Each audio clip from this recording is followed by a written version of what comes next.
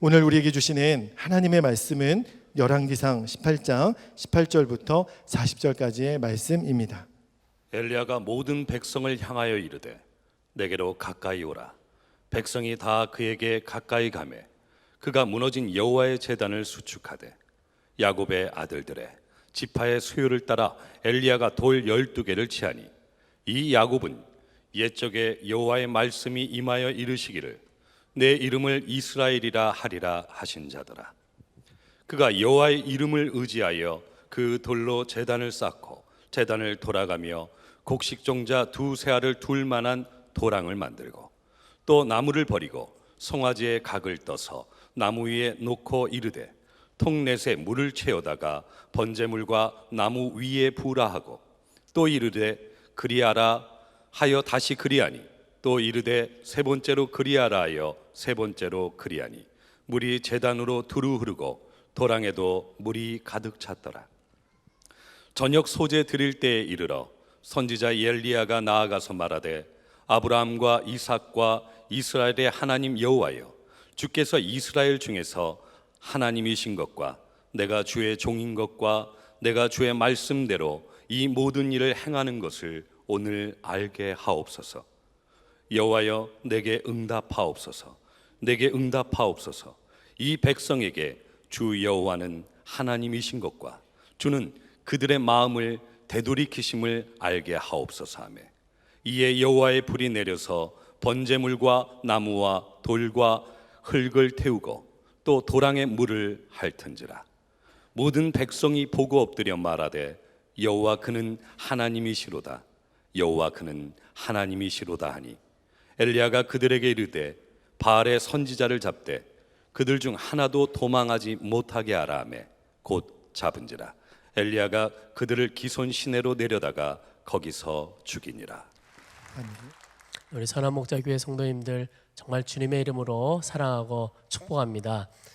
말씀을 시작하면서 우리 선한목자교회 모든 성도님들께 정말 깊은 감사의 마음을 전합니다. 제가 참 좋은 교회에서 사역을 할 수 있도록 기회를 주신 유기성 목사님께도 참 감사드리고 또 제가 사역을 하고 섬기는 중에 저 스스로도 느끼는 것처럼 부족함이 참 많은데 그럼에도 불구하고 기도해 주시고 후원해 주신 우리 사랑하는 장로님들 또 많은 성도님들께 감사를 드립니다.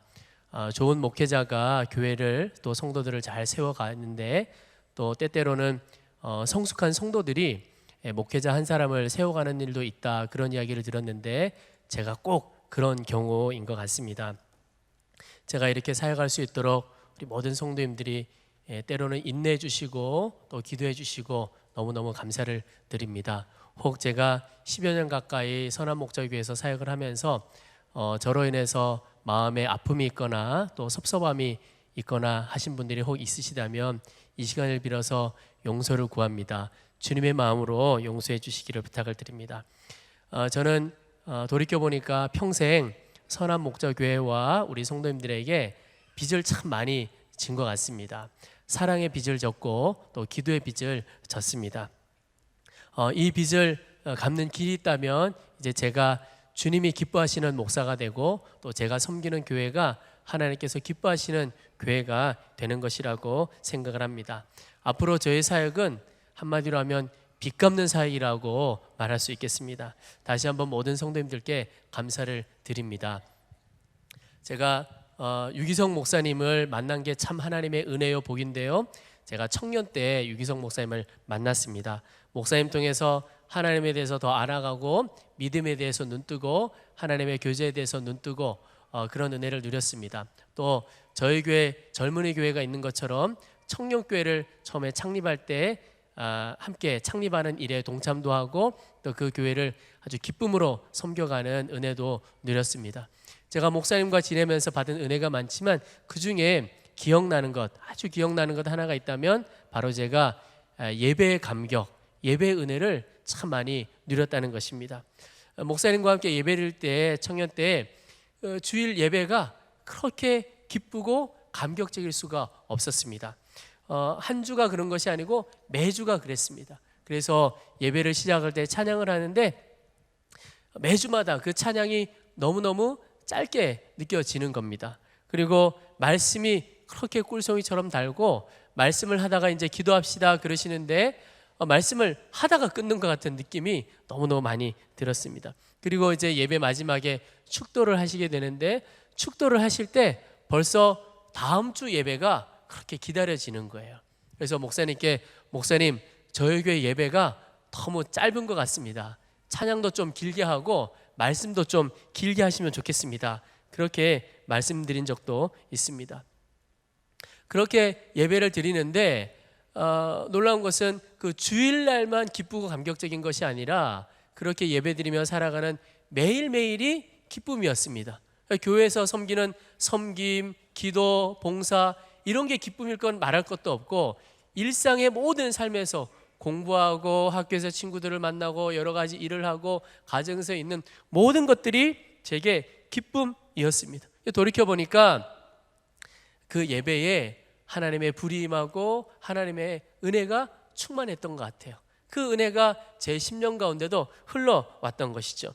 그래서 저는 그 이후로 이 놀라운 감격과 이 기쁨을 세상 모든 사람들이 다 좀 누리고 살면 좋겠다, 그 소망을 갖고 살아오게 되었습니다. 저는 이제 하나님의 이끄심을 따라 새로운 교회를 개척하려고 합니다. 제가 목회자가 되려고 하고 또 신학교를 가는 모든 과정 중에서 또 선한 목자 교회를 오게 되기까지도 하나님께서 매 순간마다 저를 인도해 주셨는데 앞으로도 하나님께서 교회를 세워가는 걸음걸음마다 주님이 친히 말씀해 주시고 인도해 주실 것을 믿고 또 그분을 기대합니다. 그러면서 기도하는 중에 제가 하나님께 질문을 하나 했습니다. 하나님, 한국에 있는 수없이 많은 사역자들이, 목회자들이 그렇게 오고 싶어하는 이 선한 목자교회, 또 하나님의 은혜가 있고 예배가 기쁨이고 한 이 선한 목자교회를 두고 제가 하나님 또 새로운 한 교회를 세워야 하는 이유가 있습니까? 또 선한 목자교회뿐만 아니라 나아가서 보니까 수없이 많은 교회들이 있는데 그렇게 교회가 많은데도 제가 또 하나의 교회를 세워야 하는 이유가 무엇입니까?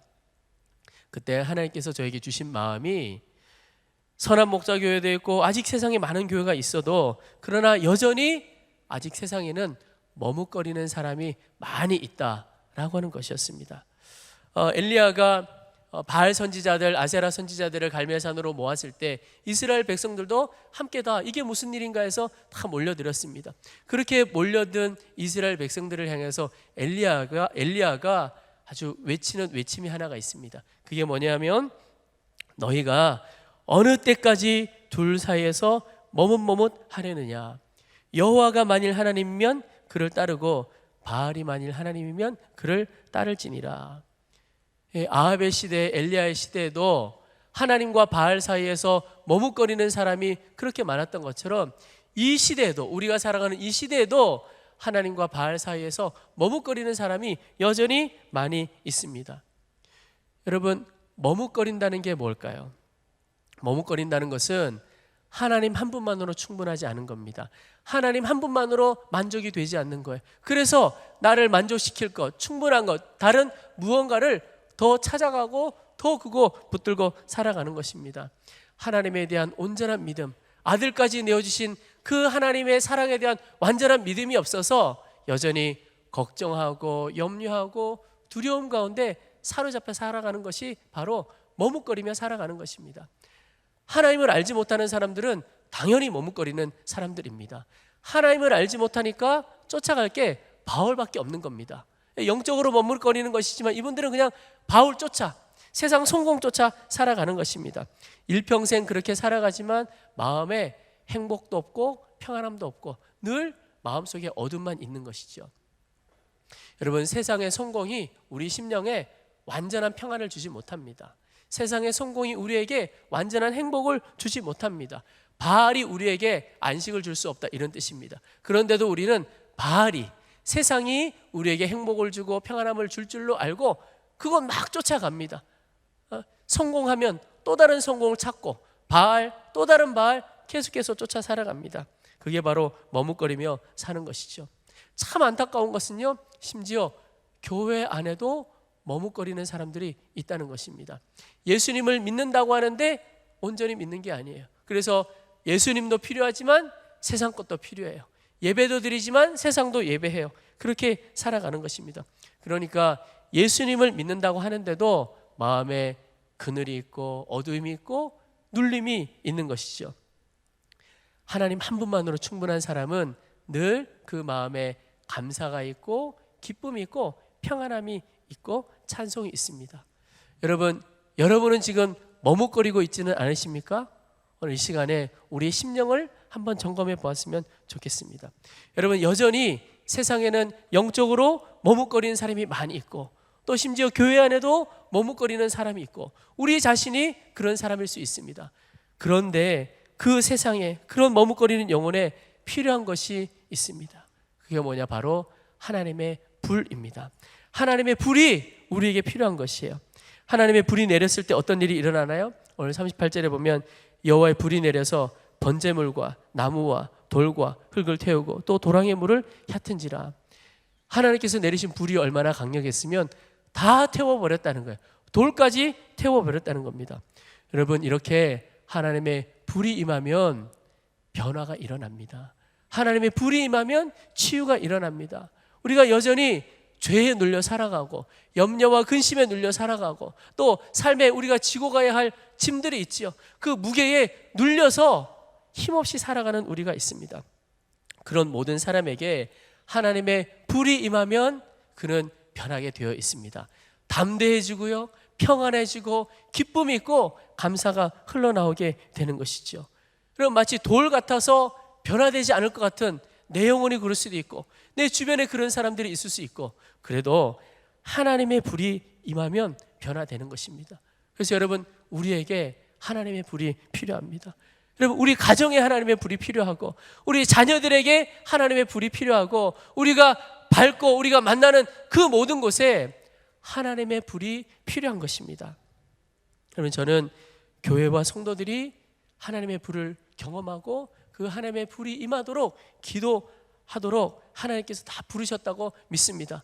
저는 오늘 이렇게 예배하러 오신 우리 모두를 하나님께서 그렇게 불러주셨다고 믿습니다. 그것이 우리의 기도요 사명입니다. 여러분, 하나님의 불이 임할 때 하나님께서는요 불을 갈망하는 자를 세우고 기도하게 하십니다. 그 일을 먼저 하세요. 엘리야가 하나님 앞에 하나님의 불이 임하기를 위하여 나아갔을 때 그가 그렇게 기도했습니다. 36절에 아브라함과 이삭과 이스라엘 하나님 여호와여, 주께서 이스라엘 중에서 하나님이신 것과 내가 주의 종인 것과 내가 주의 말씀대로 이 모든 일을 행하는 것을 오늘 알게 하옵소서. 37절에도 여호와여 내게 응답하옵소서, 내게 응답하옵소서. 이 백성에게 주 여호와는 하나님이신 것과 그들의 마음을 되돌이키심을 알게 하옵소서. 여러분, 엘리야의 기도는 차원이 달랐습니다. 자신의 영광을 구한 것도 아니고 자신의 무언가를 구한 것도 아니고 오직 하나님, 이 머뭇거리는 이 이스라엘 백성들에게 하나님이 하나님이신 것을 알게 해주십시오. 그게 기도였어요. 여러분, 오늘 우리의 기도가 이렇게 바뀌어져야 하는 것입니다. 하나님, 우리에게도 불을 내려주시고 그래서 머뭇거리고 있는 이 세상 사람들이 하나님이 하나님이신 것을 알게 해주십시오. 우리 모두의 기도가 되기를 축복합니다. 언젠가 제가 그런 질문을 받은 적이 있습니다. 목사님, 큰 교회가 좋은 교회입니까? 작은 교회가 좋은 교회입니까? 이런 질문을 받았습니다. 큰 교회가 갖는 어려움, 이런 여러 가지들 때문에 작은 교회가 더 좋은 거 아니냐, 이런 토론 속에 그런 질문이 있었습니다. 근데 제가 그런 대답을 했습니다. 제가 생각하기에는 좋은 교회가 좋은 교회 같습니다. 그렇게 말씀을 드렸어요. 보니까 크다고 다 좋은 교회가 아니고 작다고 다 좋은 교회가 아니다, 이렇게 볼 수 있는 겁니다. 여러분, 어떤 교회가 좋은 교회죠? 보니까 하나님의 불이 임하기를 갈망하여 기도하는 교회가 좋은 교회입니다. 그리고 그 기도를 통하여 그 교회 안에 하나님의 불이 임하는 교회가 좋은 교회입니다. 모이기는 엄청 모였는데 하나님의 불이 임하질 않아요. 그 좋은 교회라고 말할 수 없습니다. 그런데 단 몇 명이 모였는데도 그것에 하나님의 불이 있고 하나님의 역사가 있다면 그 교회는요 참 좋은 교회지요. 제가 교회 개척 팀들과 함께 기도하면서 참 감사한 것이 있습니다. 모여서 함께 기도를 하는데 하나님, 많은 사람들 보내주세요, 좋은 예배 초소 주세요, 뭐 이런 기도의 제목보다 제일 먼저 간절함으로 기도하는 제목이 이것입니다. 하나님, 새롭게 세워지는 이 교회는 무엇보다도 하나님이 기뻐하시는 교회가 되게 해주세요. 하나님이 역사하시는 교회가 되어지도록 도와주세요. 하나님의 불이 임하는 교회가 세워지도록 도와주세요. 그렇게 우리 팀이 함께 기도하는데요, 제가 마음에 너무너무 감사하고 기쁨이 되더라고요. 하나님께서 응답해 주실 줄로 믿습니다. 제가 우리 유기성 목사님 참 사랑하고 또 사랑하는 분이 대천덕 신부님이십니다. 생전에 뵙지는 못했지만 대천덕 신부님 자서전 글들을 보면서 도전을 많이 받았는데, 이 대천덕 신부님의 자서전에 보니까 이분이 꿈꾸었던 실험실이 하나가 있었습니다. 그게 뭐냐?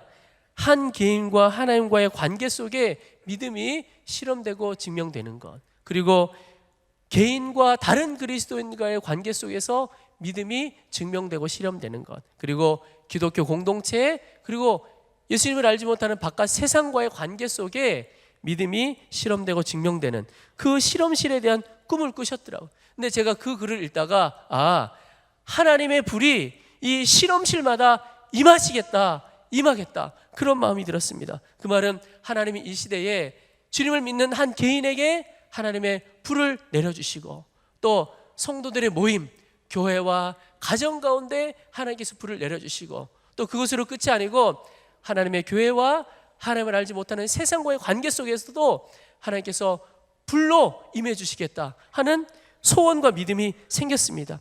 이 세 번째까지 가야 진정한 부흥이라고 말할 수 있을 것인데, 저는 기도하면서 하나님께서 곧 그날을, 하나님의 불이 곧 온 세상 가운데 임할 것이라는 마음이 부어졌습니다.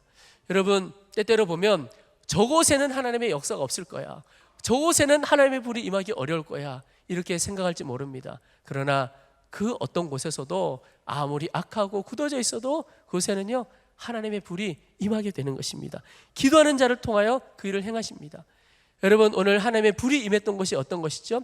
갈멜산입니다. 네, 갈멜산 설명을 보면 여호와의 제단은 무너져 있었고 이방 선지자들은 엄청 모였습니다. 그 말은 이방 제단이 세워져서 하나님께 예배하지 않고 이방 제사가 많이 드려졌던 것, 그 대표적인 것이 갈멜산입니다. 그러니까 하나님의 불이 임할 것을 기대하기 어려운 것이 바로 갈멜산입니다. 또 엘리야가 그 제단에 물을 엄청 부었잖아요. 하나님께서 역사하시리라고 상식적으로 보기 어려운 그곳에 하나님의 불이 임한 것입니다. 여러분, 이 시대가 아무리 악하고 내 마음이 아무리 굳어있고 사람들이 아무리 굳어있는 것 같아도 하나님이 그곳에 불로 임하십니다. 우리의 가정에, 우리의 심령 가운데 임하는 겁니다. 저는 여기 오신 모든 성도들이 그 하나님의 불이 임하는 것을 위하여 기도하는 성도들과 교회가 되시기를 축복합니다. 기도하는 자들을 세우시고 기도하게 하셨으면 하나님이 반드시 응답하실 것이기 때문에 그렇습니다.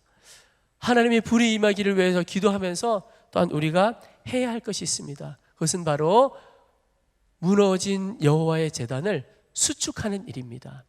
엘리야가 이제 하나님의 불을 임하기를 위하여 준비하며 나아갈 때 제일 먼저 한 것이 무너진 여호와의 제단을 수축한 것입니다. 여호와의 제단 수축하는 것이 무엇이냐? 그것은 우리의 삶에서 항상 하나님께 초점을 맞추어 나아가는 것입니다. 우리의 시선을 하나님께 두고 하나님 기뻐하시는 일에 나도 기뻐지고 하나님 슬퍼하시는 일에 나도 눈물이 나고 슬퍼지고, 그리고 늘 하나님의 마음을 구하며 하나님의 인도하심을 따라 살아가는 것입니다. 내가 무언가를 하려고 하는 것이 아니라 주님께 나의 삶을 맡기며 주님을 쫓아가는 것이 바로 하나님께 초점을 맞추는 것입니다. 그러면요 거기에 하나님의 불이 임하게 됩니다. 주일 예배도 그렇습니다. 우리 모두가 주일날 예배에 불이 임하기를 소원하잖아요. 그런데 하나님의 불이 임하기 위하여 필요한 것이 주께 초점을 맞추는 것입니다. 여러분, 제가 목회를 하면서 저희 교회 오신 성도님들에게서 동일한 고백을 많이 듣습니다. 어떤 고백이냐면, 목사님 교회에 와서 처음 예배 드릴 때 그렇게 눈물이 나고 그렇게 은혜를 받았습니다. 예배 시작하기 전에 그냥 그 자리에 와서 앉기만 했는데도 눈물이 났습니다. 이런 이야기를 많이 들었습니다. 하나님께서 역사하시는 것이죠. 그리고 우리가 주님께 나아가는 것이죠. 그런데 시간이 지나면서 혹 이게 변해간 분들 혹시 없으세요? 시간이 지나가면서 오늘 예배에 누가 왔는지 안 왔는지, 또 예배위원들 얼굴 표정은 어떤지, 오늘 예배당 왜 이렇게 더워, 왜 이렇게 추워, 이런 것들에 신경이 쓰이기 시작한다면 여러분, 그것은 영적으로 우리 마음에 여호와의 제단이 무너져 가고 있다 하는 것입니다. 깨어 있어야 하는 것이죠. 제가 청년 때 예배에 대한 감격을 누리면서 문득 두려운 생각이 들 때가 있었습니다. 무엇 때문에 두려웠냐? 제가 하나님을 기뻐하면서 예배를 수없이 많이 드리는데 하나님은 내가 드리는 예배를 다 받으시는 걸까? 이런 생각이 드는 겁니다. 그러면서 나는 하나님 앞에 이렇게 몇 번 예배를 드렸는데 하나님은 받으시는 게 아닌 거예요. 그럴 수 있겠다. 나는 10번 예배를 드렸는데 하나님은 10번 아니고, 차이가 조금 있는 게 아니고 나는 하나님이 예배 한 번도 받은 적 없다, 이러시면 어떡하나 하는 생각이 드는 겁니다. 그러다가 말씀을 보니까 마태복음에 보니까 그러는 거예요. 주의 이름으로 권능을 해가고 사람들을 살리고 뭐 여러 가지 주의 일을 하는데 하나님께서, 주님이 내가 너희를 도무지 알지 못하겠다, 불법을 행하는 자들아 내게서 떠나가라, 이렇게 말씀하신 말씀을 읽었습니다. 그러면서 예배도 똑같구나, 나는 예배 드린다고 예배 드렸는데 하나님이 받지 않으실 수도 있겠구나. 왜 그렇죠? 예배는 외적인 모습으로 드리는 것이 아니라 그 예배에 우리의 시선과 우리의 마음이 주님께 맞춰져 있을 때 하나님이 받으시는 예배가 되기 때문에 그렇습니다. 그러니까 우리가 예배를 드릴 때요, 시설이나 음향이나 장소, 이것은 아무 문제가 되지 않는 겁니다. 그저 우리의 마음이, 우리의 시선이 하나님께 초점을 맞추면 그곳에 하나님의 불이 임하고 그 예배를 받으시는 거죠. 여러분, 예배 드릴 때 오직 주님께만 나아가시기를 축복합니다. 또 무너진 제단을 수축하는 것은 한 가지 더 중요한 의미를 가지고 있습니다. 예배 드릴 때, 이렇게 모여서 예배 드릴 때 주님께 초점을 맞추는 것뿐만 아니라 더 중요한 것은요, 삶의 모든 순간순간에 우리 주님께 초점을 맞추며 살아가는 것입니다. 이게 너무너무 중요합니다. 이게 진짜 하나님이 받으시는 예배인 것입니다. 어느 목사님 이야기를 듣고 참 재미있다, 또 참 깊은 뜻이 있다, 그런 생각을 했습니다. 이 목사님께서는요, 교회에서 열심히 봉사하는 성도들의 가정을 신방을 하신다고 합니다. 근데 신방을 하실 때 언제 신방 가겠습니다 이렇게 연락하고 가는 것이 아니고 그냥 불시에 가정을 신방해 가신다고 합니다. 이것을 우리 목회적인 전문 용어로 쳐들어간다 이렇게 얘기를 합니다.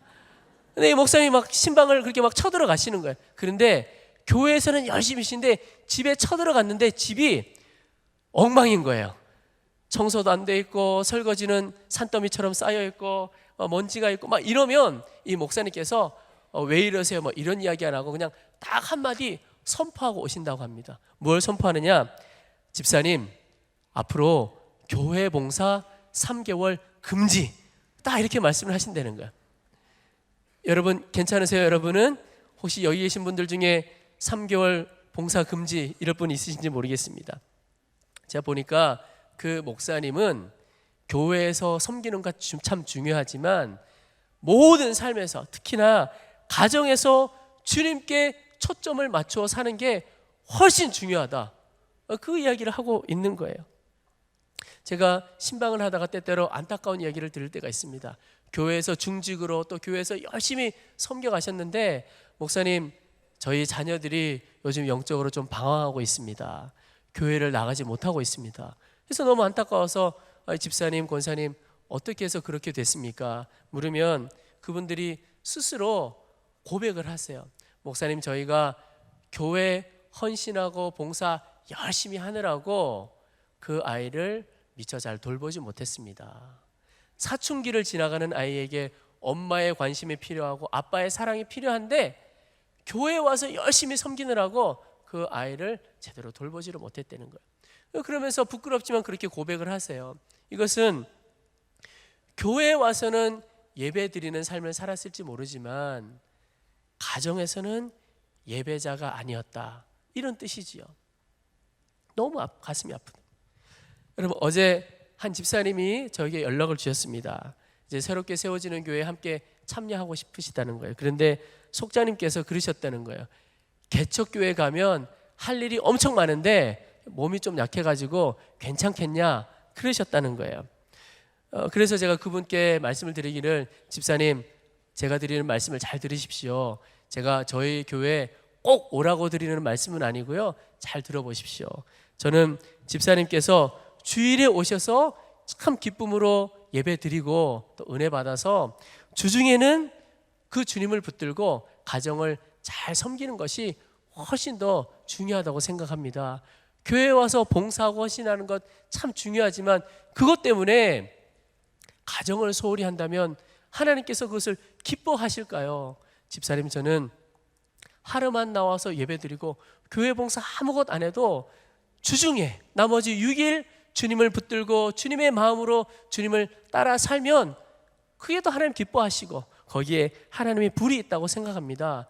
교회 봉사 아무것도 안 하셔도 됩니다. 오직 주님을 날마다 붙들고 하는 게 훨씬 중요합니다. 그렇게 말씀을 드렸습니다. 그리고 마지막에 제가 한마디를 더 붙였습니다. 그리고 집사님, 오히려 개척교회는 선한 목자 교회보다 일이 훨씬 적습니다. 그런 말씀을 드렸습니다. 여러분, 제 마음에 사역에 대한 간절한 소망도 있지만 또 하나 제가 살아가면서 제 존재적으로 소망이 하나가 있습니다. 그게 뭐냐? 저와 함께 사는 제 아내와 제 아들에게 제가 목사로 인정받는 것입니다. 혹 사역에 조금 어려움을 겪어도 제가 저희 아내와 저희 아들이 저를 목사로 인정해 준다면 저는 괜찮은 목사가 됐다, 이렇게 생각을 합니다. 왜 그런가? 제가 가정과 교회를 비교해 보니까요, 가정에서 목사로 인정받고 믿음이 있는 것으로 인정받는 것하고 가정에서 정말 목사요 믿음이 있는 것으로 인정받는 것하고는요 정말 차이가 큽니다. 교회에서는 목사인 척, 믿음 있는 척, 거룩한 척은 할 수 있어요. 근데 가정에서는 안 되는 거예요. 실제 저의 모습이 적나라하게 드러나기 때문에 그렇습니다. 그래서 삶의 모든 순간순간에 나와 가장 가까운 이들과 함께 살아가는 그때에 하나님께 초점을 맞추고 하나님을 붙들고 살아가지 않는다면 저는 척하는 목사가 되고 말 것입니다. 그래서 제 삶의 목표 중에 하나가 하나님, 아내와 아들에게 목사로 인정받는 사람이 되게 해주세요. 그게 저의 기도입니다. 여러분은 어떠십니까? 여러분은 괜찮으십니까? 오늘 집에 가시면 가족들이 여러분을 장로님으로, 권사님으로, 집사님으로 또 하나님을 믿는 사람으로 잘 인정해 주실 것 같으십니까? 아니면 교회하고 집하고 너무 달라가지고 이중적이라는 얘기를 또 듣고 사실 것입니까? 여러분, 매일 나를 만나는 사람이 나를 예수 믿는 사람으로 인정해 주면 그건 내 영혼의 재단이 수축되어 있는 겁니다. 그러면 거기에 하나님의 불이 임하게 되는 것입니다. 저는 함께하는 교회가 이렇게 하나님의 불이 임하는 교회가 되기를 소망합니다. 그래서 하나님의 불이 우리의 예배 가운데 임하고, 그래서 늘 하나님께 초점을 맞춰 나가는 교회이기를 소망합니다. 또 성도들이 교회에서뿐만 아니라 성도들이 각자 삶에서, 가정에서, 직장에서, 삶의 터전에서 주님께 초점을 맞추고 주님의 능력으로 주님 붙들고 살아가기를 소망합니다. 그래야 거기에 하나님의 불이 임하고 치유와 회복이 있기 때문에 그렇습니다. 그래서 함께하는 교회는 성도들이 일상의 삶에서 하나님께 초점을 맞춰가는 일을 훈련하고 돕고 섬기는 교회가 되려고 합니다. 이것이 목표가 되니까요, 선한 목자 교회에서 함께하는 교회 개척을 많이 지원해 주시고 우리 성도님들도 함께 참여해 주신다고 하는 모든 것들이 다 감사가 되는 거예요. 이제 환경, 여건, 불평할 게 하나도 없고 하나님, 그저 저희 교회는 하나님의 불이 임하는 교회, 하나님께 24시간 초점을 맞춰 나가는 교회, 그게 소원이다 보니까요 다 감사가 되고 기도의 제목이 하나밖에 없더라고요. 여러분, 교회 밖의 삶이 훨씬 중요합니다.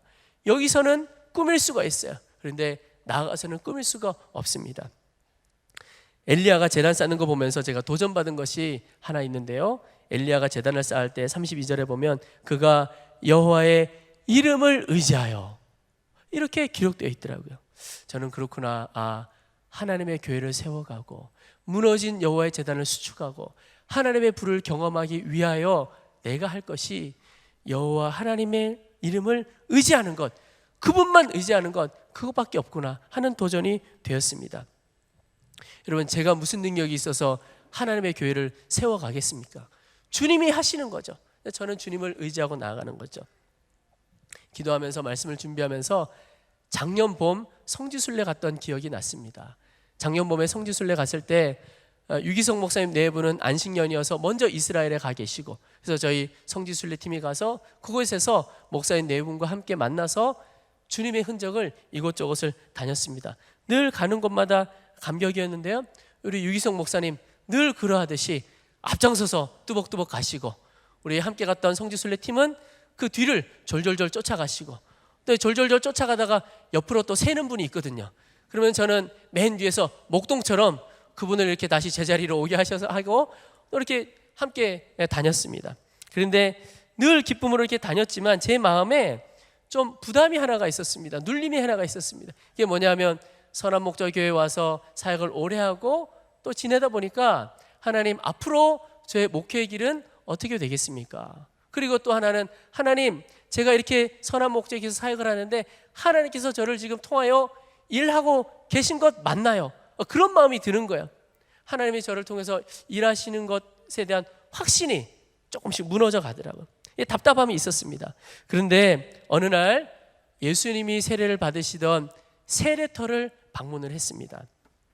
그 세례터에서 저희가 함께 기도하고 은혜 받고 다 둘러보고 이제 돌아가려고 버스가 있는 주차장으로 가려고 하는데, 함께 갔던 집사님 한 분이 부탁을 하기를, 목사님, 딸이 같이 왔는데 이 딸이 여기에서 세례를 받았으면 좋겠습니다. 그렇게 이야기를 하는 겁니다. 그래서 제가 재빨리 눈을 들어서 우리 사랑하는 유기성 목사님을 찾았습니다.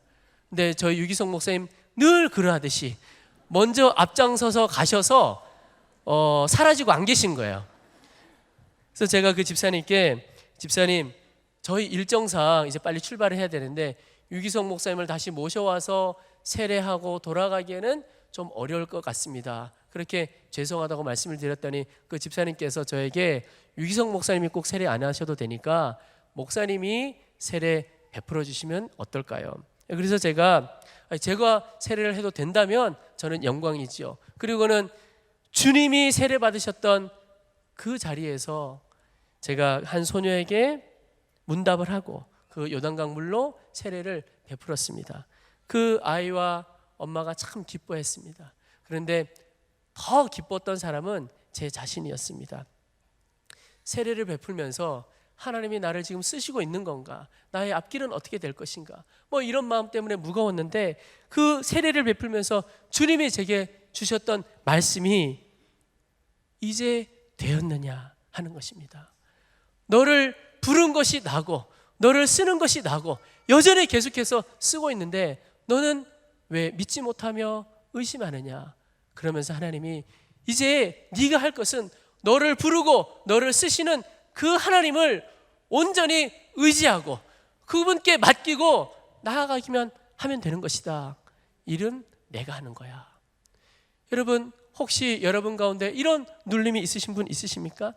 하나님이 우리를 부르셨으면 하나님이 우리를 쓰시는 것입니다. 하나님이 인도하시고 이끌어 가시는 것입니다. 우리가 할 일은 그분을 의지하고 그분의 손만 붙들고 나아가는 것이에요. 이미 우리 가운데 오신 주님이 이끌어 가는 거죠. 걱정하고 염려할 게 없는 것입니다. 여러분, 여러분의 영혼의 재단은 지금 괜찮으십니까? 혹시 무너져 있지는 않으십니까? 염려와 걱정과 근심과 두려움에 눌려 있지는 않으십니까? 여러분, 다시 한번 우리 안에 무너진 재단을 수축해야 합니다. 매 순간, 주일뿐만이 아니고 매 순간 매 순간 주님께 초점을 맞추고 그 주님을 의지하며 살아가면 되는 것입니다. 그러면요, 주님이 길이 되십니다. 주님이 문이 되시고 주님이 생명이 되시고 주님이 해답이 되어주시는 겁니다. 우리의 삶에 하나님의 불이 임하게 되는 것입니다. 우리 이 시간 함께 기도하겠습니다. 우리 하나님의 불을 사모하며 또 주님 매 순간 매 순간 어떠한 상황에서도 주님만 바라보며 주님만 소망합니다. 그 마음으로 함께 찬양하고 기도하는 시간을 갖겠습니다. 하나님, 우리의 10년 가운데 불로 임재하여 주시옵소서. 우리의 가정에, 우리의 일터에, 우리가 밟는 모든 땅 가운데 하나님 불로 임재하여 주시옵소서. 그래서 우리가 다시 한번 살아내게 되어지기를 원하고 회복되어지기를 원하오니 주여 역사하여 주시옵소서. 하나님, 우리 안에 무너진 자들이 다시 한번 수축되어지기를 원합니다. 우리의 시선을 세상에서 다시 한번 주께로 온전히 고정하게 되어지기를 원하오니 주여 도와주시옵소서. 우리의 마음을 주께 드리며 우리의 모든 것을 주님께 맡기며 주님 의지하며 나가도록 도와주시옵소서. 하나님을 갈망하며 사모니들 가운데 하나님 불로 역사해 줄 줄로 믿습니다. 하나님, 이미 우리 가운데 불로 성령으로 역사하신 주님을 찬양합니다. 그 불이 모두 가운데 전달되어지도록 도와주시옵소서. 우리의 이웃들에게 선교지 가운데 세상 가운데 전해지고 하나님의 불을 모두가 함께 경험하도록 도와주시옵소서. 하나님, 오직 주님만을 찬양합니다. 주 예수님 역사하여 주시옵소서. 하나님, 오늘 우리를 귀한 성찬의 자리로 인도해 주시니 감사합니다.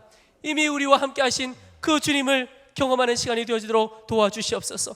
주님, 오늘 먹고 마신 이 주님의 살과 피를 통하여 더 주의 임재를 경험하고 주님께 더 깊이 나아가고 주의 불을 날마다 매 순간마다 경험하는 우리 모두가 되어지도록 도와주시옵소서.